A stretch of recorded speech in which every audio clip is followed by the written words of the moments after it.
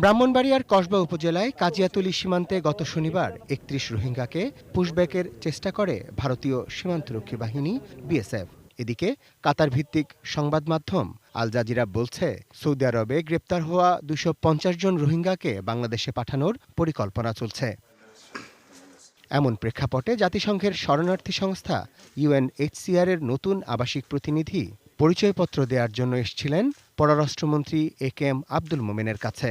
প্রায় ঘণ্টাব্যাপী পররাষ্ট্রমন্ত্রীর সঙ্গে আলোচনা শেষে সাংবাদিকদের নানা প্রশ্নের উত্তর দেন তিনি। দাবি করেন, রাখাইনে এখনও রোহিঙ্গাদের ফিরিয়ে দেওয়ার উপযুক্ত পরিবেশ সৃষ্টি হয়নি। তাই রোহিঙ্গাদের আশ্রয় দিতে ভারতসহ আশ্রয়দাতা দেশগুলোর প্রতি আহ্বান জানান তিনি। That's true. In India, we are engaged with the government.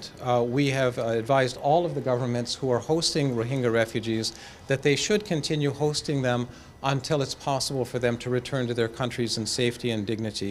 And we hope that will be true also in India. পরে সার্বিক পরিস্থিতি নিয়ে গণমাধ্যম কর্মীদের সঙ্গে কথা বলেন পররাষ্ট্রমন্ত্রী।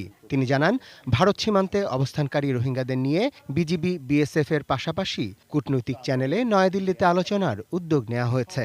আর সৌদি আরব থেকে রোহিঙ্গাদের বাংলাদেশে পাঠানোর বিষয়ে পররাষ্ট্রমন্ত্রী জানান, নিশ্চয়ই আমরা গ্রহণ করা উচিত না, কারণ তারা আমাদের নাগরিক না, তারা তো স্টেটসলেস পিপল। সে সঙ্গে রাখাইনে রোহিঙ্গাদের ফিরিয়ে দেওয়ার দ্রুত পরিবেশ সৃষ্টি না হলে জাতিসংঘের মাধ্যমে অন্য দেশের সহায়তা চাওয়ার বিষয়টিও জানান তিনি।